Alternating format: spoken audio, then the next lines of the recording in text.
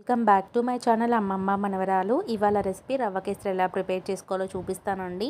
Stove on చేసి కడాయి పెట్టేసుకొని కొద్దిగా నెయ్యి వేసుకొని రవ్వని గోల్డెన్ కలర్ వచ్చే వరకు కూడా ఫ్రై చేసుకున్న తర్వాత మిల్క్ని అయితే యాడ్ చేసుకోవాలి. ఉండలు లేకుండా మిక్స్ చేసుకుంటూ ఉండాలండి. రవ్వ అనేది కుక్ అయిన తర్వాత షుగర్ని యాడ్ చేసుకొని మిక్స్ చేసుకుంటూ ఉండాలి. కొద్దిగా నెయ్యి వేసుకుంటే టేస్ట్ అనేది చాలా బాగుంటుంది అనమాట. రవ్వ కేసరి టేస్టీగా కూడా వస్తుంది. ముందుగానే నేను మిల్క్లో ఫుడ్ కలర్ అనేది మిక్స్ చేసుకొని పెట్టుకున్నానండి. ఇప్పుడు ఫుడ్ కలర్ అనేది యాడ్ చేసుకోవాలి. మరి కొద్దిగా నెయ్యి వేసుకుంటూ మిక్స్ చేసుకుంటూ ఉండలు లేకుండా అడుగంటకుండా మిక్స్ చేసుకుంటూ ఉండాలన్నమాట. పక్కన బాండీలో కొద్దిగా నెయ్యి అనేది వేసుకొని నెయ్యి అనేది హీట్ అయిపోయిన తర్వాత జీడిపప్పును అయితే ఫ్రై చేసుకోవాలండి. కిస్మిస్ ఉంటే కూడా వేసుకుంటే టేస్ట్ అనేది బాగుంటుంది. నా దగ్గర కిస్మిస్ లేదని వేయలేదు. జీడిపప్పు ఫ్రై అయిపోయిన తర్వాత రవ్వ కేసరిలో వేసి మరొకసారి మిక్స్ చేసుకుంటే రవ్వ కేసరి అనేది చాలా టేస్టీగా వస్తుంది. నేనైతే ఫస్ట్ టైం ట్రై చేశాను, బాగా వచ్చిందండి టేస్ట్. మీరు ట్రై చేసి టేస్ట్ ఎలా ఉందో కామెంట్ చేయండి, సబ్స్క్రైబ్ చేయండి. Thank you.